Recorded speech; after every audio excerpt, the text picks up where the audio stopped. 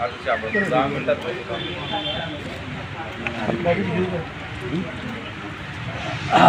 शेखर कनौजिया, महाराष्ट्र राज्य धोबी समाज क्रांति विकास मंच का राज्य अध्यक्ष।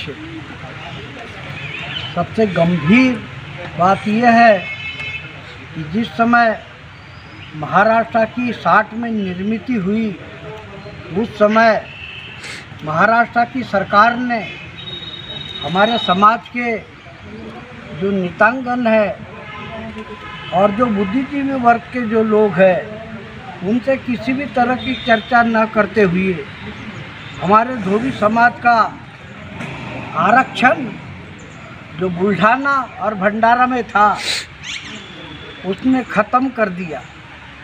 उसका नतीजा ये हुआ कि महाराष्ट्र के तमाम धोबी समाज के लोगों में ज़बरदस्त गुस्सा और आक्रोश पैदा होना शुरू हुआ। धीरे धीरे यह आक्रोश इतना बढ़ा कि तमाम महाराष्ट्र के जो संगठन है, जो अलग अलग तरह से काम करते थे अपने, उन्होंने ये तय किया कि हम सब एक जगह आकर अपनी संगठनात्मक ताकत को मजबूत बनाकर हम आंदोलन करेंगे। और इस तरह से विभिन्न महाराष्ट्र के संगठनों ने एक जगह आकर अपनी एकता को मजबूत किया।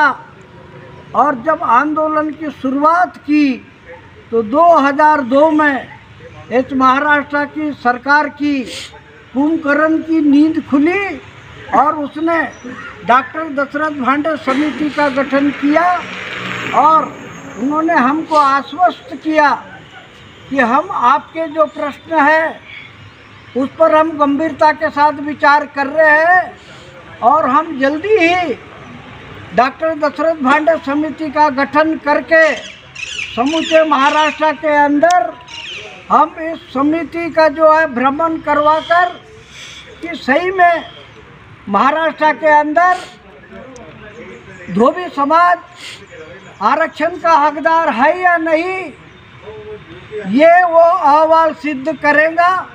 और इस तरह से महाराष्ट्र की सरकार ने डॉक्टर दशरथ भांडे समिति बनाई।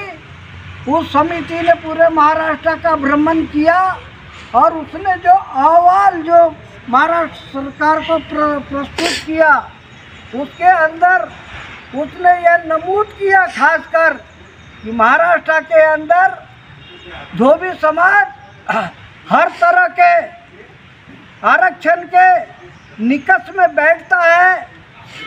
सामाजिक, राजनीतिक, आर्थिक हर तरह के निकष में धोबी समाज बैठता है और उसको अनुसूचित जाति का आरक्षण देने में कोई हरकत नहीं है। और इस तरह से महाराष्ट्र की सरकार ने हमारा जो आरक्षण है उसका मसौदा तैयार करके 4 सितंबर 2019 को केंद्र की नरेंद्र मोदी सरकार और सामाजिक कल्याण विभाग को उसने भेजा।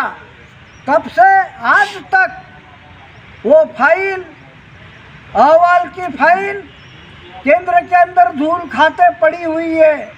केंद्र की सरकार गूंगी और बहरी बने चुपचाप सब तमाशा देख रही है। धोबी समाज अपने मांगों के लिए बेचैन है और लड़ने के लिए आमादा है।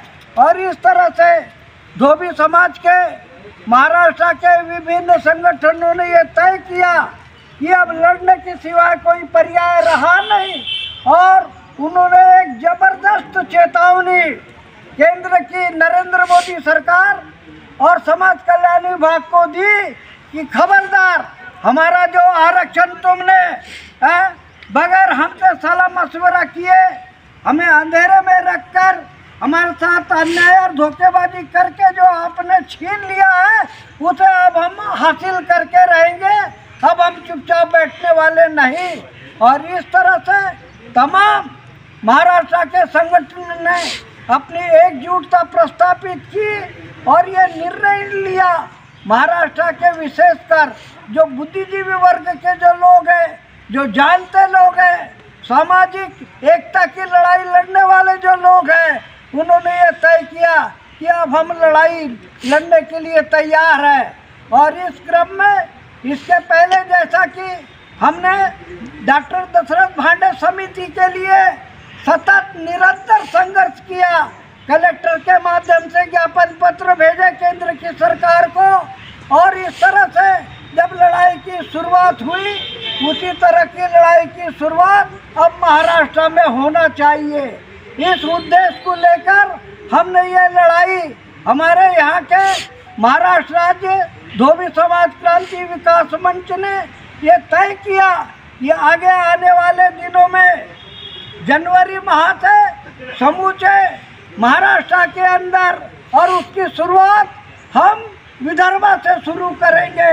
और इस तरह से हमने विदर्भ जो व्यापी है एक कार्यक्रम की हमने शुरुआत की है। सबसे प्रथम हमने 17 जुलाई 7 से 24 से हमने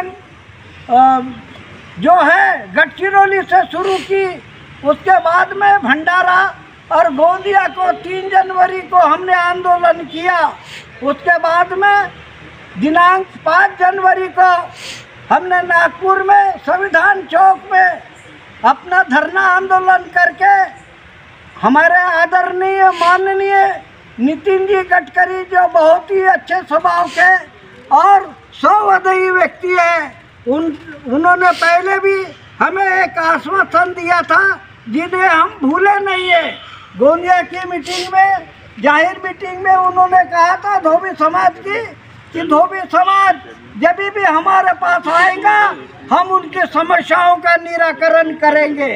और इस तरह से जब हम 5 तारीख को गए तो उन्होंने सहज ही हमसे मिलकर अपनी बात को कबूल किया कि मुझे मालूम है, बोले आपकी समस्या किस तरह की है, मैं उसका जरूर निराकरण करूंगा और आपके साथ हूँ मैं।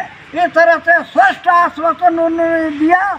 उसके बाद में रामटेक, वर्धा के बाद में हमने अकोला में आंदोलन किया 9 जनवरी को, और आज हम यवतमाल में 12 जनवरी को आंदोलन करने हमारे लोकसभा क्षेत्र के तमाम जो हमारे साथी हैं उनके साथ हमने आंदोलन आज़ाद मैदान में किया।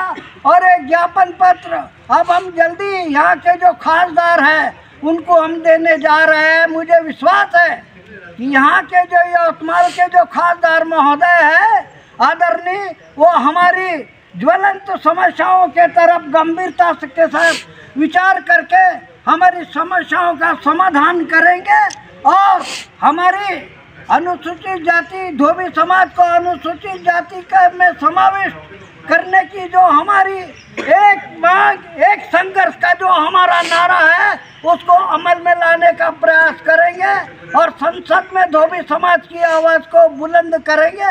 ऐसे ही हम उनसे विश्वास पूर्वक कहते हुए अपनी बात को यही खत्म करते हैं। जय हिंद, जय महाराष्ट्र, जय धोबी समाजाचा जय असो. असं कसं भेटत नाही, घेतल्याशिवाय राहत नाही, असं कसं भेटत नाही, घेतल्याशिवाय राहत नाही. संत गाडगे महाराज की जय. डॉक्टर बाबासाहेब आंबेडकर की जय.